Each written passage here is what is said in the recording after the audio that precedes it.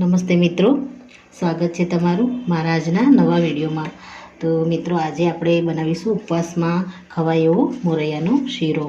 તેના માટે એક વાટકી આપણે મોરૈયો લઈશું, એનાથી અડધી આપણે ખાંડ લઈશું, અડધી વાટકી, એક વાટકી આપણે દૂધ લઈશું. હાલ પૂરતું, જરૂર પડે આપણે બીજા દૂધનો પણ આમાં ઉપયોગ કરીશું. અને આપણે 8 થી 10 કાજુ લેવાના છે અને 7 થી 8 આપણે દ્રાક્ષ લઈશું. તો સૌપ્રથમ આપણે મોરૈયાને મિક્સર જારમાં ક્રશ કરી લઈશું. તો મિત્રો, આપણે મોરૈયાને એકદમ બારીક આપણે પીસી લીધો છે અને એનો લોટ એકદમ ચોખાનો લોટ આપણે કેવો આપણે પીસીએ છીએ એવો લોટ તૈયાર થાય છે. તો આ રીતના આપણે લોટ તૈયાર કરી દેવાનો છે. હવે આપણે સૌપ્રથમ ગેસ ચાલુ કરી અને કાજુ અને કિશમિશને આપણે પહેલાં થોડી ફ્રાય કરી લઈશું.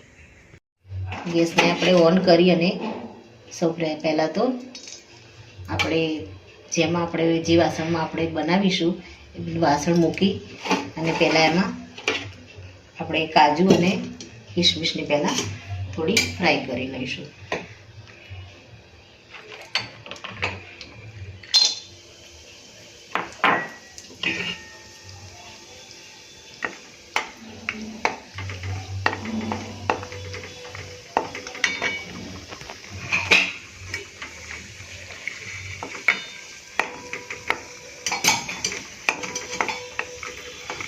આપણા કાજુ ફ્રાય થઈ ગયા છે, એને આપણે અલગ લઈ લઈશું. ત્યારબાદ કિશમિશને પણ આમાં ફ્રાય કરી દઈશું. તો મિત્રો, આપણે કિશમિશને પણ આમાં ફ્રાય કરી દઈશું. તો આપણે કિશમિશ ફ્રાય થઈ ગઈ છે, આને પણ આપણે બહાર લઈ લઈશું. વાસણમાં લોટને આપણે મોરૈયાના લોટને આપણે શેકીશું. એમાં આપણે જરૂર મુજબ ઘી એડ કરી દઈશું અને એમાં આપણે આ જે મોરૈયાનો જે લોટ પીસીને તૈયાર કર્યો છે એને આપણે આમાં એડ કરી દઈશું. આપણને જો ઘીનું પ્રમાણ ઓછું લાગે તો ફરીથી આપણે એમાં થોડું એડ કરીશું. પહેલાં આપણે મીડિયમ તાપે પ્રોપર આપણે આને શેકી દઈશું.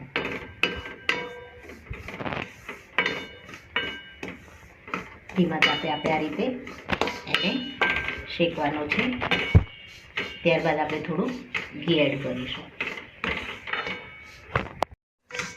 5 મિનિટ જેવું આપણે હળવા એકદમ ધીમા ગેસે આપણે મોરૈયાના લોટને શેકી લીધો છે અને એકદમ સરસ રીતે શેકાઈ ગયો છે. અને આપણે સોજીને કેવું શેકીએ છીએ એ રીતનું આપણો મોરૈયો શેકાઈ ગયો છે. આમાં આપણે થોડું ઘી એડ કરીશું.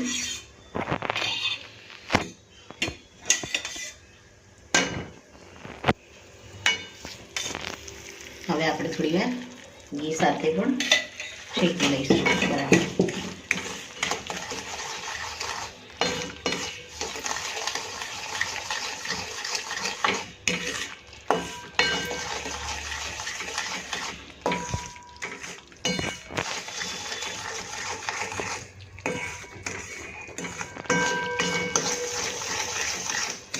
ગેસને આપણે મીડિયમ જ રાખ્યો છે.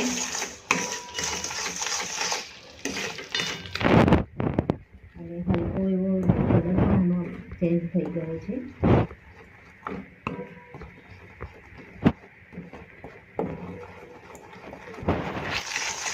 હવે થોડી વાર આપણે ગેસને હાઈ કરી દઈશું અને આ રીતે કન્ટિન્યુ હલાવી અને એને પ્રોપર ઘીમાં શેકાવા દઈશું.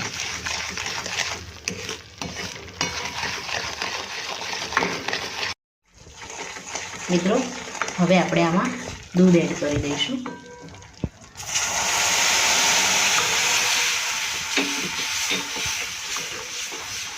આપણે બીજું પણ એક વાટકી દૂધ એડ કરીશું.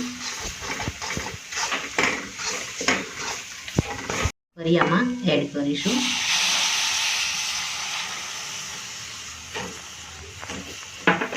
આને આપણે ધીમે ચલાવીશું. આ રીતે મિક્સ કરી દઈશું. આમાં આપણે ખાંડ પણ એડ કરી દઈશું. હવે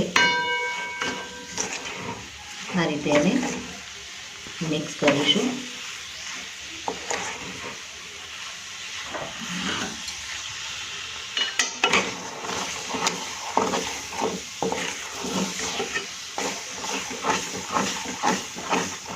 ખાંડ આપણી પ્રોપર અંદર ઓગળી જાય ત્યાં સુધી આપણે આ રીતે એને મિક્સ કરીશું.